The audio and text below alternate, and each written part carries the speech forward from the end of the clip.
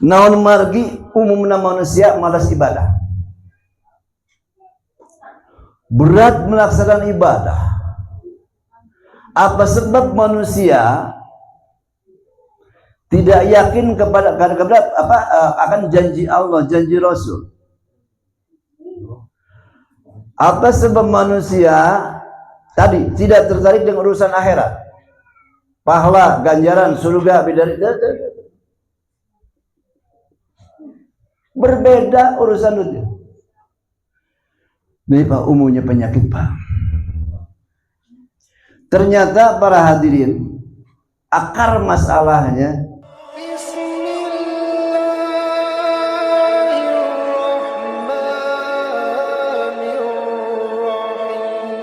Allahumma salli ala sayyidina Muhammadil Fatih lima ughliqa wal khatimi lima sabaqa nasiril haqqi bil haqq wal hadi ila siratikal mustaqim wa ala alihi haqqa qadrihi wa miqdaril azim.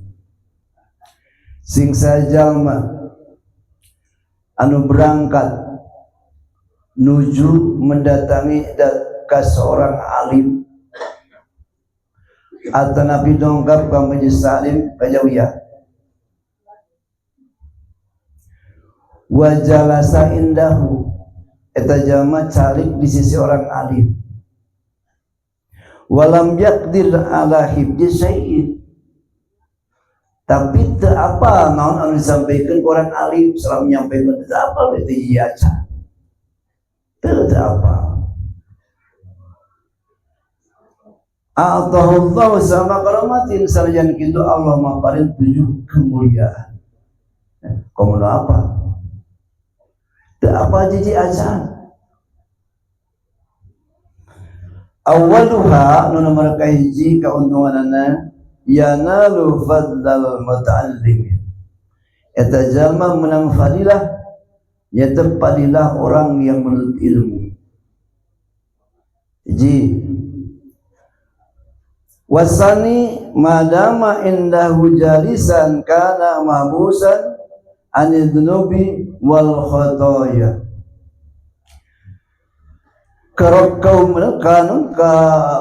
Karomah kemuliaan yang kedua biada selama eta jalma itu aya di sisi orang alim, calik si orang alim, maka eta jalma terhindar dina dosa-dosa sareng kesalahan. 2. Katilu wasalisuha idza kharaja min manzilihi nazalat ali rahmah. Ketika pulang keluar dari rumah orang alim itu, maka Allah nurunkeun rahmat ka jalma. Ikan untuk apa artinya? Kan kajian apa seperti itu. Ini keuntungan kalau kita lihat semata-mata ikhlas karena Allah. Sadar bahwa ngaji itu wajib. Gitu ya. Terus warabiuha kemuliaan ka opat bakal diterima ku jalma anu datang orang alim idza jalasa indahu nazalat rahmah alal alimi patusibuhu bibarakatil.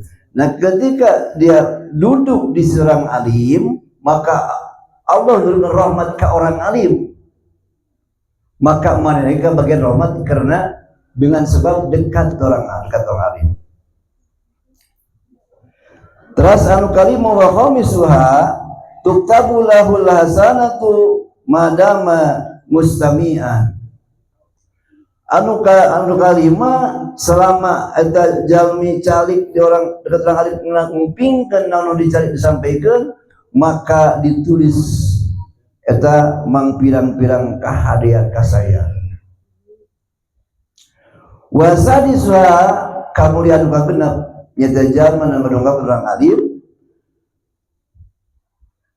tahafumul malaikatu bi ajnatihim wa fihi, maka Allah melindungi naungan ka jalma ku sayap-sayapna malaikat selama dia ada di situ di lingkungan eta. Wasawi wasrang ketujuh, kullu qadamin yarfa'uha wa yadauha takunu kafaratud dunubi wa raf'al darajati wa ziyada fil hasanat.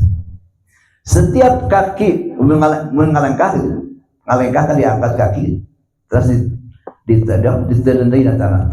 Nah ketika diangkat kakinya datang orang alim menuju mah angkat ke orang alim orang ngalengkah ngangkat kaki, maka setiap ngangkat kaki maka dihapuskan dosa-dosa, ditingkatkan derajatnya, ditambah-tambah amal kasehat.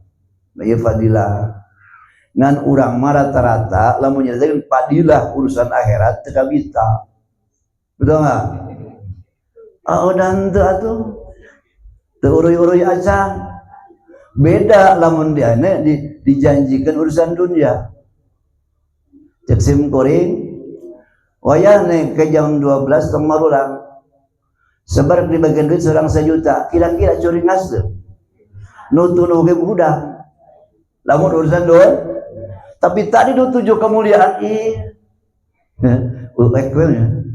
tekabitan. Nah ini Pak yang penuh jadi masalah ya bagi manusia ini. Inilah yang harus kita cari jawabannya. Sebetulnya sudah ada, sudah dipegang. Ngan hanya kadu paham loh Pak. Naon margi umumna manusia malas ibadah. Berat melaksanakan ibadah. Apa sebab manusia tidak yakin kepada akan janji Allah, janji Rasul? Apa sebab manusia tadi tidak tertarik dengan urusan akhirat? Pahala, ganjaran, surga, bidadari. Berbeda urusan dunia. Ini Pak umumnya penyakit Pak. Ternyata para hadirin akar masalahnya disebabkan kebutaan. Jadi manusia kan terdiri dua unsur, jasmani dan rohani. Jasmani punya mata, rohani punya mata. Ini masalahnya. Sebetulnya Masya Allah, cuma ya kurang perhatikan, kurang merespon. Mata yang di kepala disebut basor. Daya pandangnya, kekuatannya melihat hisiah yang nyata. Dan dibatasi dengan jarak. Kehalangan tembok mau ningali sesuatu dia. Mata ini kita rawat, kita pelihara. Loh, dasian buta. Sepasang mata lagi disebut basiroh, mata batin. Ini masalah. Ini menghadap ke alam malakut, ke alam gaib. Nazartu ila rabbi bila ikon, ningali kalau kepada ieu. Anu pantas dulur geuning para nabi, para rasul, para aulia, teu katipu ku dunya, teu kabita ku dunya, tapi semangat mengejar akhirat. Kenapa? Sebeliau-beliau mata ininya terbuka. Apalagi hanya Rasul naik Mi'raj itu melihat langsung bagaimana neraka, surga, bagaimana akibat orang yang berbuat begini. Jadi jalan satu-satunya seorang yakin karena perkara gaib, semangat ngelaksanakan ibadah, tidak merasa beban perintah Allah, bahkan kebutuhan kita ketika hati ini Sudbasirah, mata batin terbuka. Tapi selama ia nutup, selama itu pula. Bahkan di Al-Quran kalau disebutkan man kana bihadzi a'ma wa huwa fil a'ma wa wadul sabil. Lamun di dunia anak kena buta mata ieu ya. Di akhirat leuwih buta, bakal sesat, bawa bisa barikal. Bagaimana cara membuka mata ini? Nugas di Jepang kurang loh. wirid asar subuh, wajibah, khailah Jumat. Itu untuk membuka basirah. Seharusnya orang-orang toriko sudah hebat Pak, bisa nggak nyangka begitu. Sekurang-kurangnya jangan tertipu dengan casing, dengan pakaian, karena bukan hanya menggunakan mata ini kita lihat, tapi iyalah dulu orang dikerjakan ti iya, diamalkan ti iya, yang seharusnya nggak perlu bertahun-tahun, berpuluh tahun udah terbuka mestinya. Bukti namanya terbuka, insya Allah Pak, ibadah rek gaji itu boleh disamper. Tahajud malam dingin nggak berapa. Jadi ketika itu terbuka, ningali karena perkara nu tercantum rukun ini iman yang 6. Insya Allah Pak, ibadah mudah.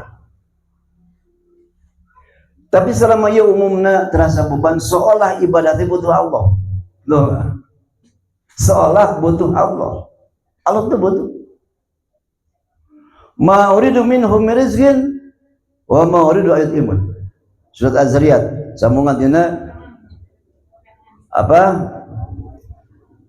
Allah tidak menciptakan jin manusia. Wa ma khalaqul jinna wal insa illa liya'budun. Tidaklah aku ciptakan jin dan manusia kecuali untuk beribadah. Ma uridu minhum rizqin. Aku kata Allah tidak butuh dari mereka rizki. Wa ma uridu itu butuh. Manehna mereka ngakaula cukup. Inna Allah wa razzaqul quwwat, juga Allah yang memiliki rezeki kekuatan. Jadi andai kata Pak, sealam jagat ieu nurut ke Allah teu ibadah, Allah terugi. Enggak. Atau sebaliknya semua taat ibadah pun maksiat, Allah teu untungan. Keuntungan kerugian kembali ke yang diperintah. Jadi ada klasifikasi 3 perintah Pak. Ayah hiji perintah menguntungkan nu marentahna. Contoh urang nyuruh ka urang kali pangmeskeun anu teh diuntungkan. Ada perintah yang diuntungkan dua-duanya, yang memerintah dan diperintah. Contoh pada masalah dunungan. Dunungan beres pamalana rengse sinudama keng gaji. Yang ketiga ada perintah yang diuntungkan, yang diperintah. Itu perintah Allah. Bahkan liya'budun, ku ahli sufi, bukan liya'budun, bukan untuk ibadah, liya'rifun. Tidaklah kuciptakan jin manusia kecuali untuk mengenal aku. Iya torikoh Pak, torikoh tijani khusus nanti ternyata apa dulu. Ngan orang sementara bayangan orang asup tarekat teh tetap kaitanna urang mah jeung dunia wae. Carita pada ganjar teu kabita. Justru dunia akan datang, kemudian akan datang, petualang akan datang ketika hati sudah tunduk kepada Allah. Kan tadi naon tujuan ka dieu teh milih ridho Allah. Angkat ke Mekah umrah yang non ridho Allah, sadaya ridho Allah. Tapi jangan harap ridho Allah datang ketika kita belum ridho diatur Allah. Oleh karenanya masuk thariqah Pak, dipaksa sebenarnya. Karena nafsu berat mengajarankan perintah Allah, nafsu lalong tu kapita ku naon ku janji-janji Allah. Jeung tolong teu ningali teu sieun ku sisa Allah. Maka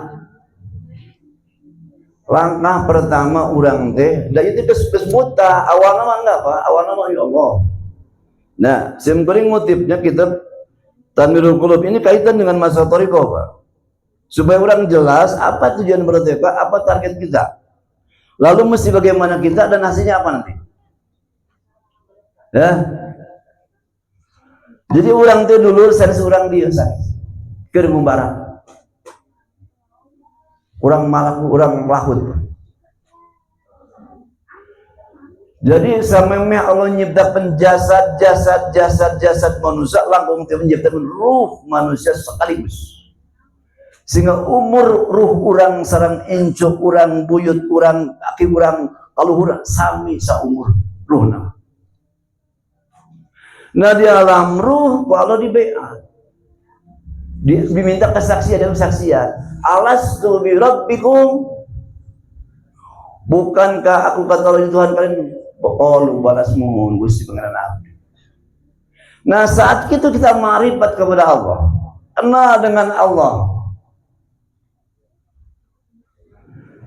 Tapi begitu ruh diturunkan ke alam hina ieu, di alam lahut ke alam jabarut, dibungkus ke nur jabarut, di alam jabarut turun ke alam malakut, dibungkus ke nur malakut, di alam malakut turun ke alam mulki wasadaina, dibungkus ku jasad dia.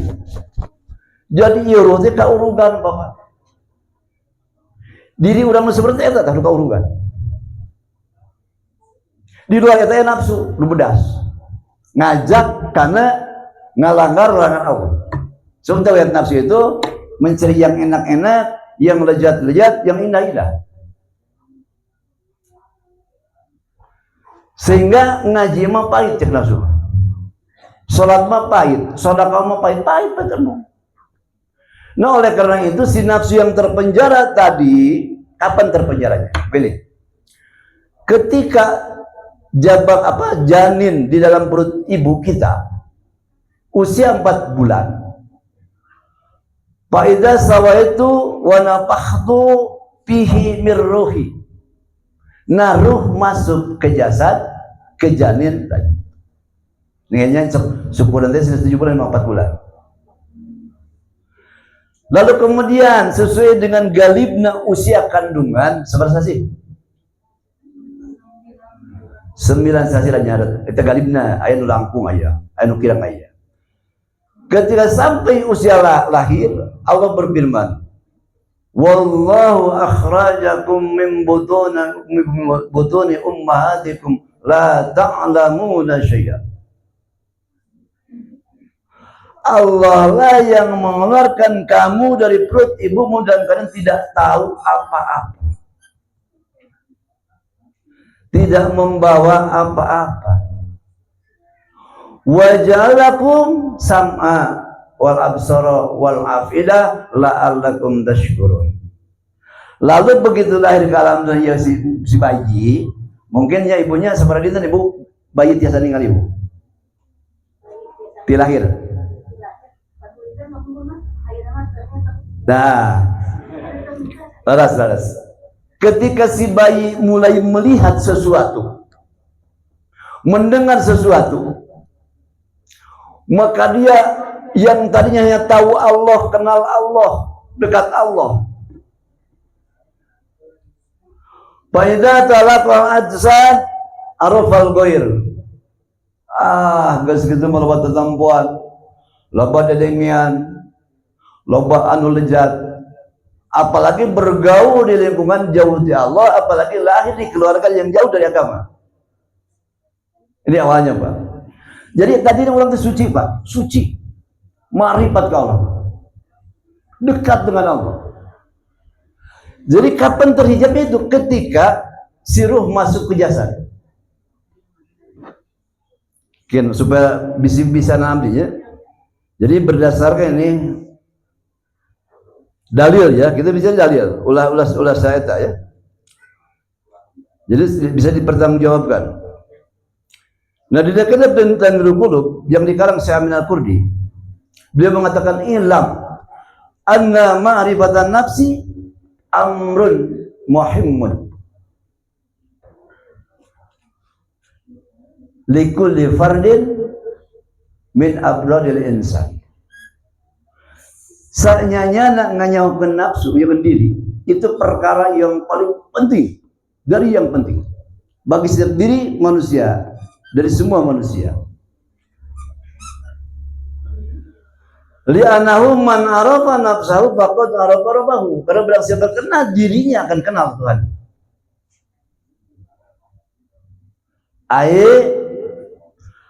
Araba rabbahu bidulli wal ajzi wad daf'i wal fanai. Maksud kenal diri, kita sadar bahwa kita tuh ternyata lemah, tak berdaya, bersifat panah, tidak kekal, dan hina. Maka seketika itu sadarlah kita melihat yang maha mulia, yang maha kuasa, yang maha kekal, dan maha suci adalah Allah Subhanahu wa Ta'ala. Itu ilmu namanya sebenarnya. Lain kenal Allah makin sombong, mendengong, justru jatuh ketika itu terasa merasa rendah di hadapan Allah. Nah, lalu kemudian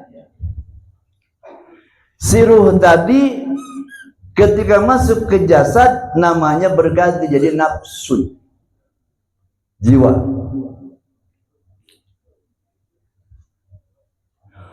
Balamma amaral haq anta'ala qawli ajsad,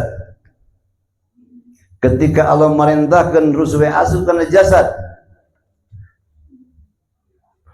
arobatil ghair tadi, ketika barangkali tersidang mungkin gede nafsu makin badan non bedas nafsu itu banyak yang lihat yang indah-indah, banyak didengar yang merdu-merdu, yang dimakan yang lezat-lezat, terus pemandangan ini sehingga lupalah kepada Allah.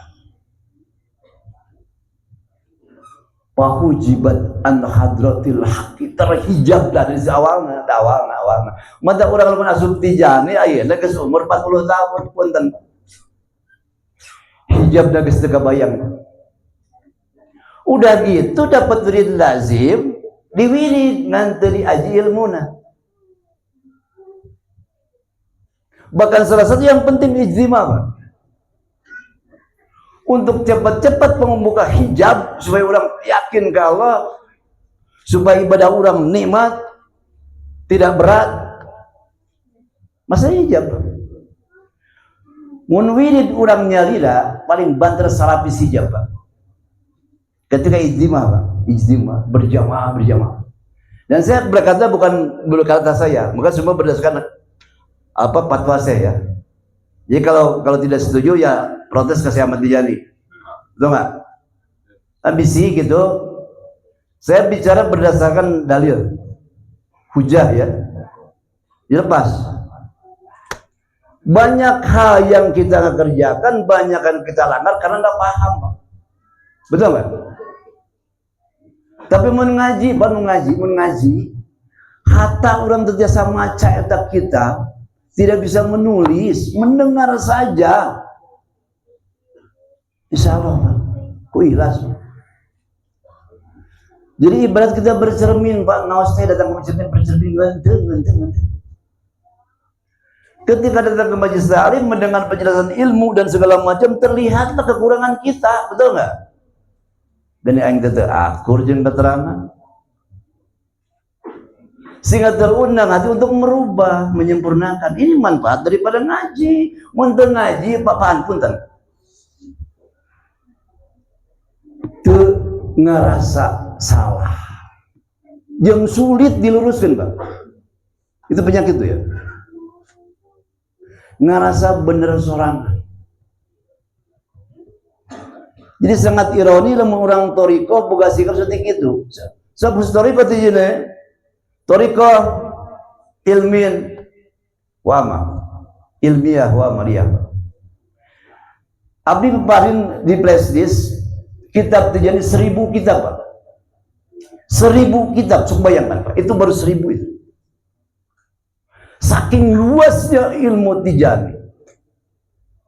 Nggak ada punten, terekatin nggak ada, Pak. Yang benar kitab sebanyak itu. Karena prestis 10.000 bisa asupnya 1000. Dengan itu, Masya Allah. Nah sekarang kitab yang banyak itu nggak dibaca.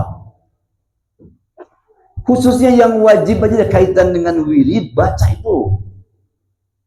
Fikih Tijani, Apa itu Fathur Rabbani, apa itu Qasdus Sabil, apa itu Hidayatul Rabbaniyah,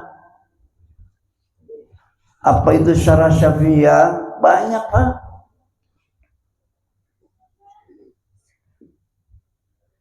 Nah, sehingga wirid-wirid yang kita baca dibaca nama, tapi ketika kurang syarat dan adab pun tentu hasilnya pun minimal.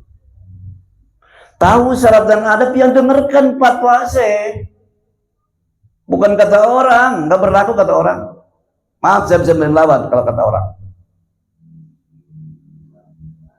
Kalau ada perkataan yang justru bertentangan dengan fatwa saya, yaitu bukan ikhwan, ya.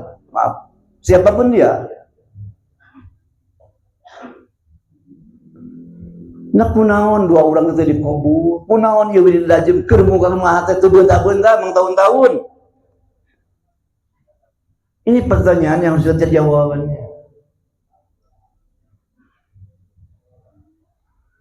Belum padilahnya Pak, itu faidah ya, kalau bukan masih Pak.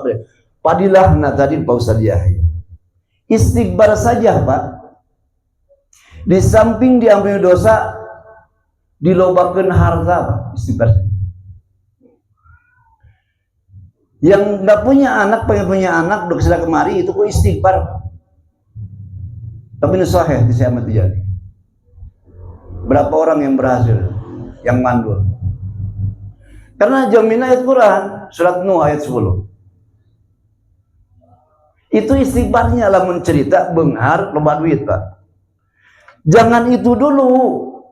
Orang metawai sudah. Kita perbaiki dulu kondisi ini, ruh kita yang buta itu dulu sebetulnya mah. Makanya saya sering katakan, bukan saya anti ikhtiari, bukan. Wirid terjadi itu dua. Satu lazimah, dua ikhtiariyah. Lazimah itu wajib, ikhtiari itu kaitan dengan kebutuhan orang. Banyak Pak. Tapi sebelum kita membayangkan hal-hal keuntungan untuk kita, bayangkan dulu apa kewajiban kita. Ya kan? Ada hak kewajiban. Ketika hak dipenuhi, kewajiban akan diberikan. Dan dulu geninya para wali, punten para wali, da urang murid wali kieu. Mudah-mudahan aku amin. Murid wali ieu teh kabeh. Para wali pas kumaha cek Quran. La khaufun alaihim wa lahum yahzanun.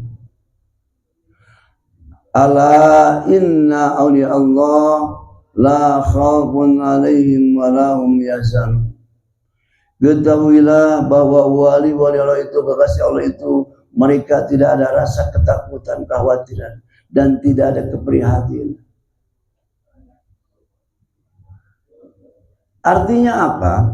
Karena para wali yakin ya kesamuka mata hatena. Apapun yang datang dari Allah dikembalikan kepada Allah, mohon pertolongan kepada Allah.